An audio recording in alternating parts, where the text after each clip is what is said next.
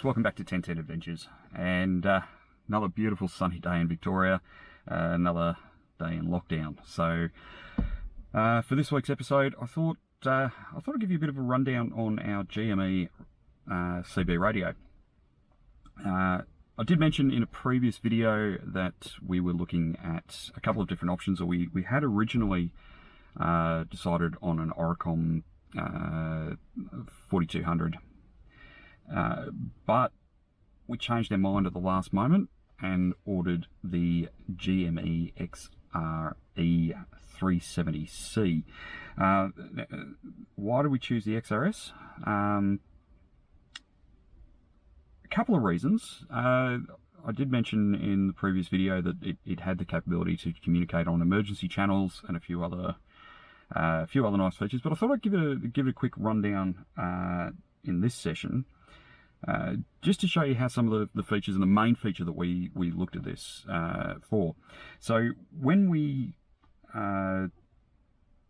looked at the radios, the main reason we wanted the Oricom was because it had a dual watch functionality, so that we could be communicating on a primary channel with anybody in a convoy, but also be monitoring a second channel.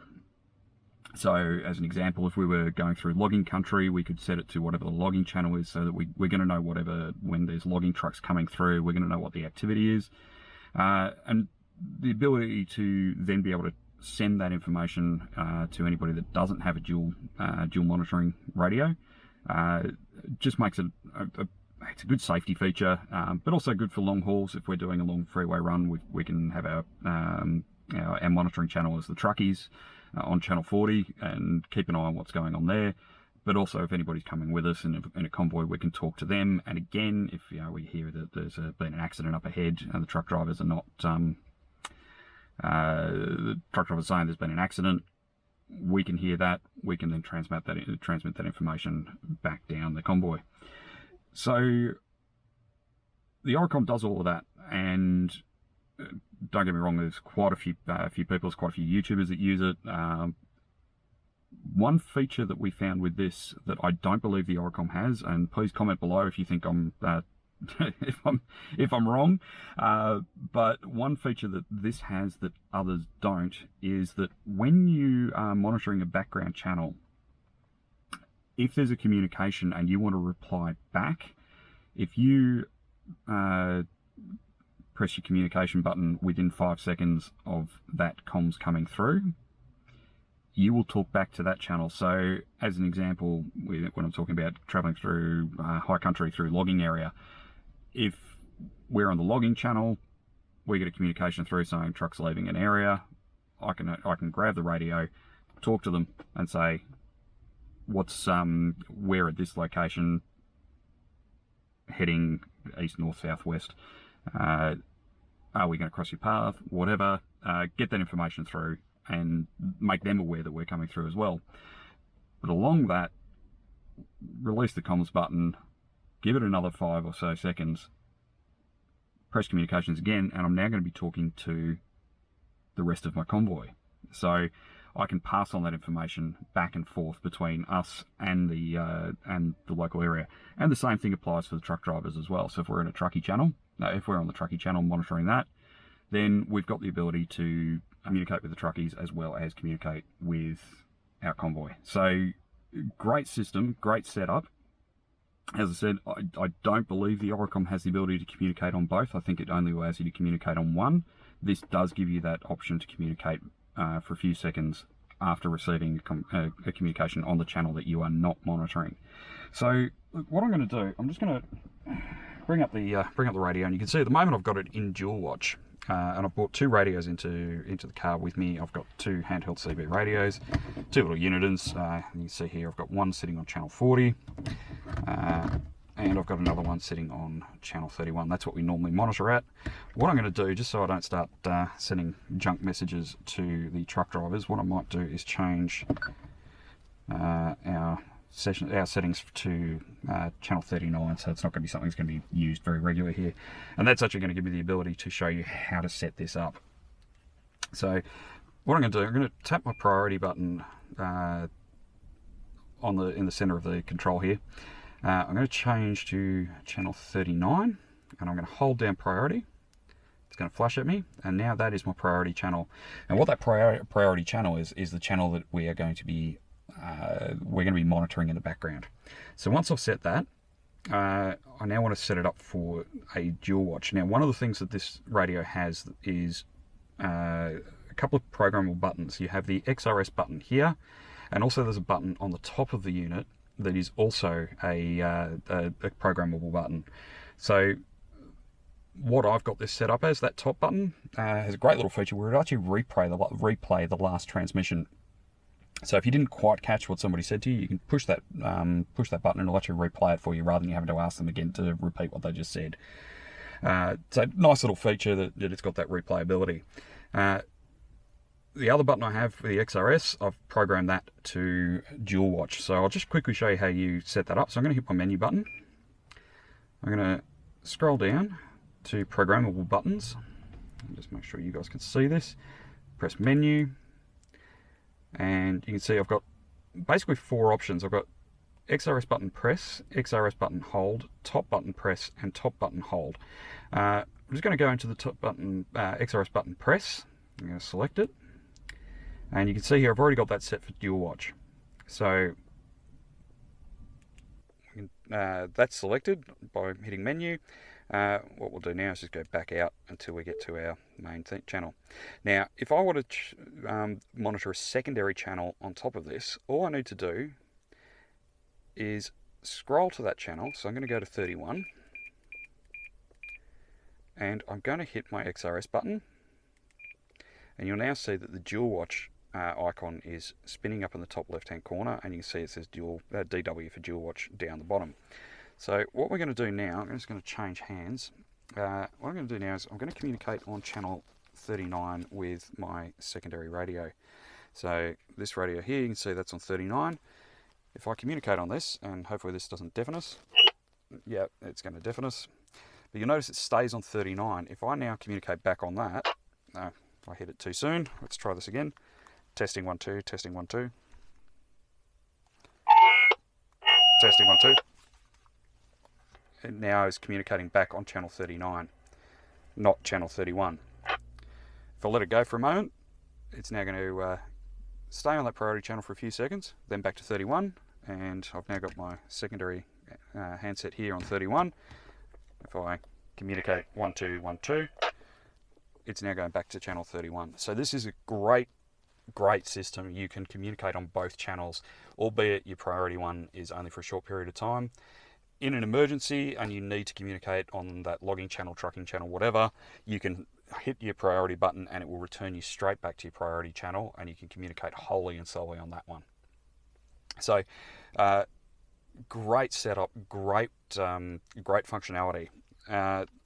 So really can't recommend this unit enough. It's I know there's quite a few people that use it. We know that Ronnie Dale uses it. Harry from Fire to Fork. There's quite a few that use it. So yeah, look, as you can see, the dual watch functionality is really quick, really easy to set up. Tap it, select it, and yeah, off we go, and we're good as gold.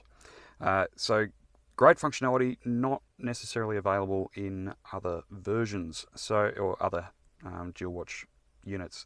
Other thing with this, it does come with an app. Now at this stage I haven't gotten into the app. If you'd like me to do a bit of a review of that and learn how to use it properly, I've just been using the functions in the unit itself.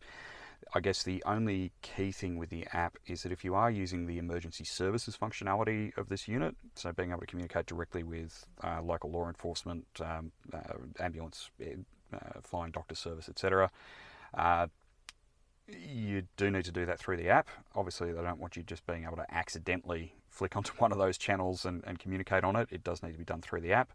And I don't believe the app needs full service to know where you are. It basically has preloaded in its memory what the channels are for all the different areas in Australia for that functionality.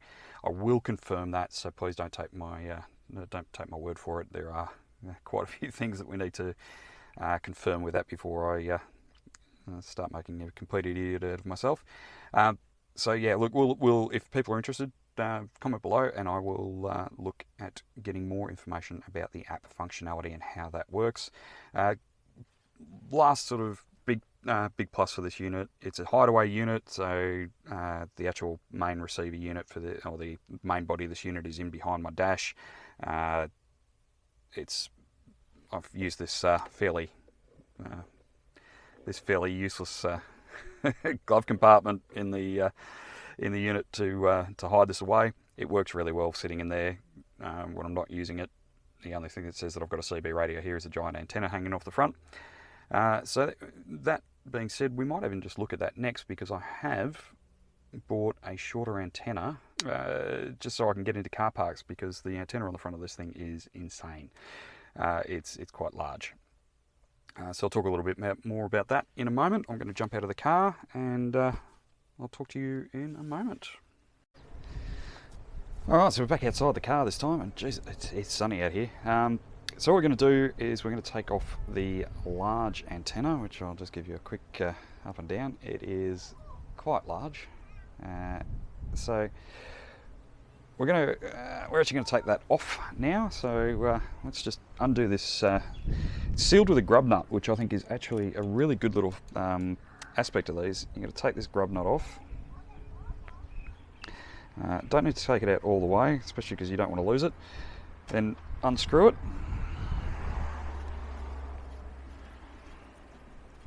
And without that grub nut, it won't let you take it off. And that, I think, is a great little great feature of these antennas.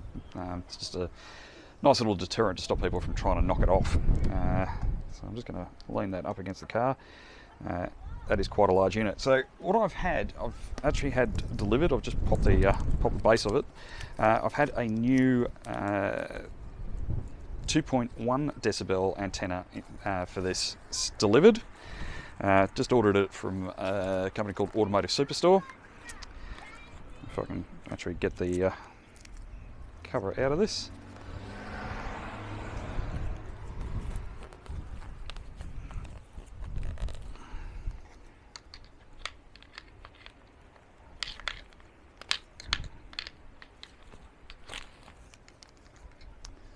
There we go.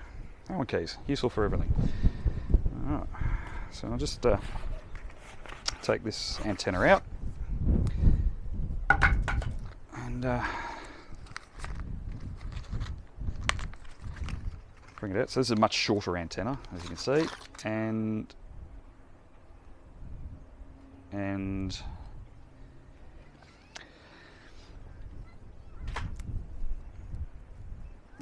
I don't know if you can see what's wrong.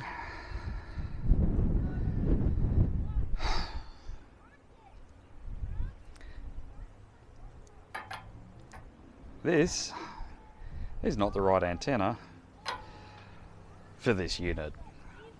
Right.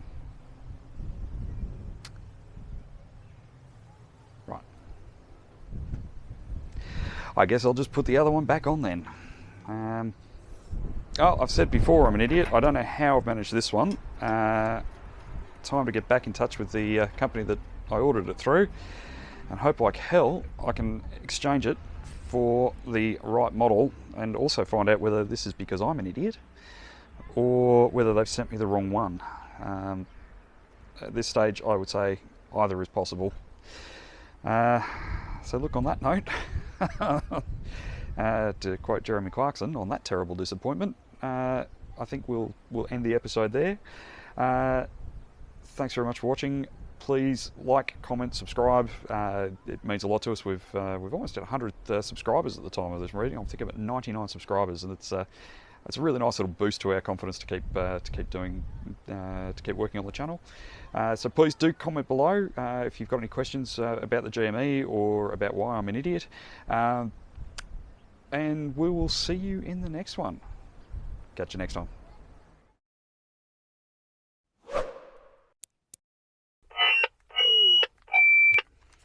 That's really loud, really bad.